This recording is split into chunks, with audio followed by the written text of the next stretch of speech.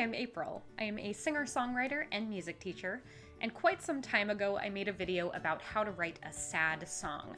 So today I thought it would be a really good idea to go back and revisit that topic. So in this video, I'm going to give you some new tips for writing compelling lyrics and beautiful music that's going to make me cry personally.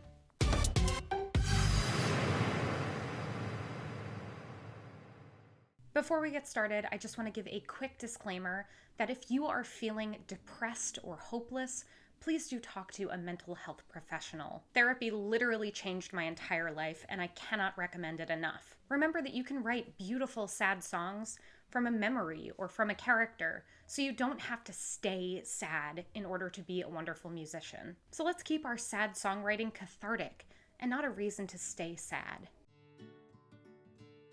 When it comes to writing sad lyrics, one of the best things you can do is start by being specific. Now, I know it's a little bit counterintuitive because you would think everybody has felt sad at some point, so if you were to say, I feel sad, more people would relate to it. But actually, the opposite is true most of the time. When you sing the words, I cried, there's no real context, so your listener doesn't really feel like they're part of the story. They're just looking on and seeing any random person crying. But when you say, I cried today because I was late for work and somebody cut me off in traffic and it was already a really stressful day, even if you haven't experienced that exact situation, you can still picture yourself in it. It's much easier to relate to a story if you can be immersed in it. So as you write your sad song, start with the basics. Why are you sad? What is it that's making you feel this way? But instead of just saying, this is why I feel sad, try to paint the scene. Try to get your listener to feel like they're part of the story. Instead of saying, I'm lonely because my partner is gone, say, I reached my hand over to the other side of the bed and it was empty. Talk about the pit in your stomach when you hear that dial tone, or talk about how your skin doesn't feel like your own. One of the best ways to start thinking about all of these details in your song is to work from a specific scene or memory or image, and then use your senses to describe not only what's happening in the scene and why you're feeling that way, but what it smells like and what it sounds like and what it looks like to be in that scene. For instance, in the song I Can't Make You Love Me by Raitt, she does a beautiful job of painting the scene. Turn down the lights, turn down the bed, turn down these voices inside my head. From the very first line of this song, we're automatically transported into the life of this woman. We know that she's alone in her bedroom, that it's nighttime and she's about to turn off the lights and get in bed. And we also know that she's really overthinking something, that she's feeling quite a lot of anxiety. Instead of saying, I feel anxious and I've been overthinking things and I feel alone, she shows us what that would look and feel like.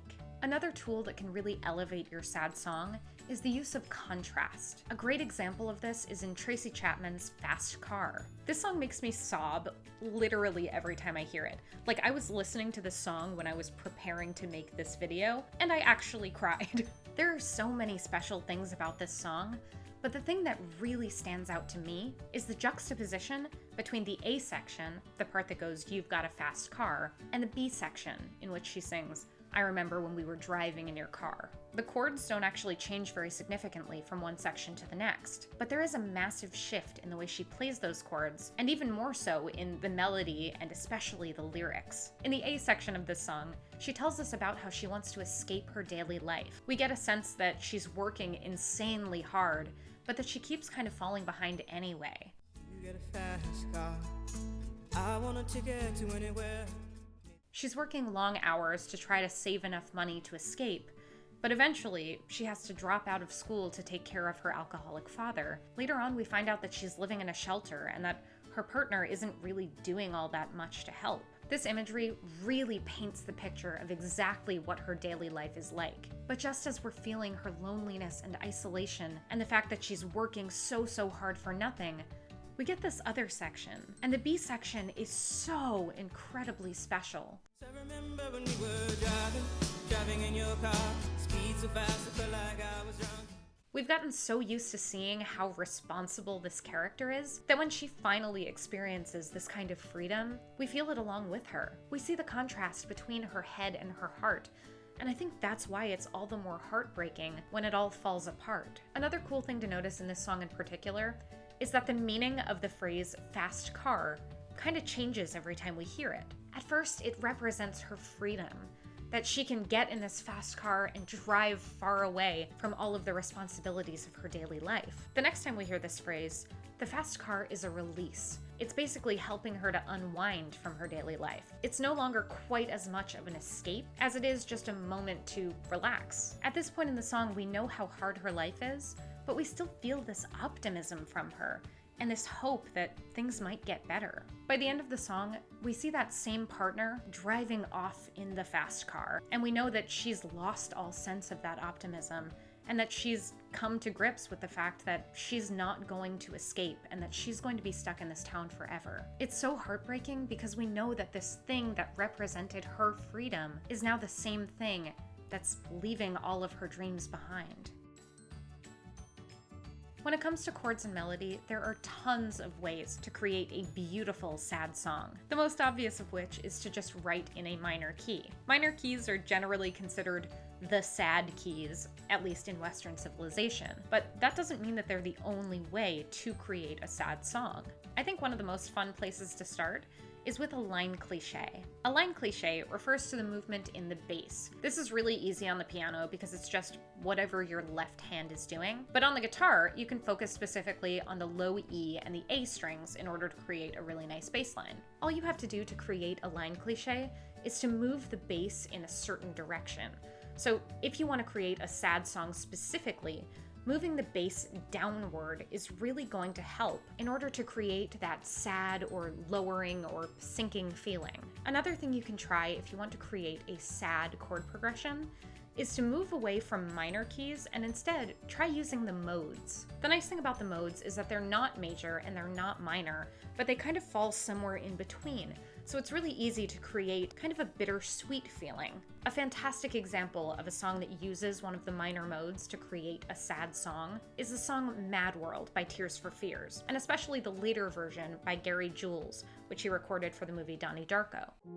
And I find it kind of funny, I find it kind of sad. The dreams in which I'm dying are the best I've ever had.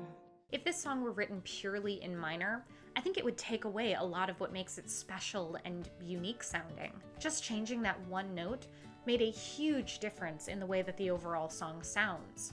The last thing I'm going to touch on today is the pedal point. I just went into a lot of detail about the pedal point in my Olivia Rodrigo driver's license video, so I'm not going to go too deep into it, but basically it works kind of similarly to the way that that line cliche worked, except instead of moving in a specific direction, the bass line doesn't move at all. I think Driver's License is an excellent example of this, but another really beautiful example of a sad song that uses a pedal point really effectively is Johnny Cash's cover of the 9 Inch Nails song, Hurt. What have I become?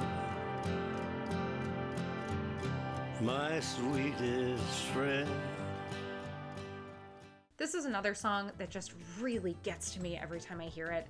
It is so beautiful, and I think both versions are incredible. Maybe I'll do a video specifically on this song at some point, so let me know in the comments if that's something you're interested in. The thing that makes a pedal point so effective is that it gives us one static thing that we can kind of latch onto. In Johnny Cash's cover of Hurt, there is this beautiful underlying sense that you're moving like a train on the tracks, and it's the pedal point that's doing the majority of that work. Not only does it ground us in reality, it gives us this sense of forward momentum, which really illustrates exactly what the lyrics are trying to tell us. That this old man is feeling like his life is going by too quickly, and that it's really coming close to the end. So with all of that said, I hope you found this video helpful. I hope you enjoyed it.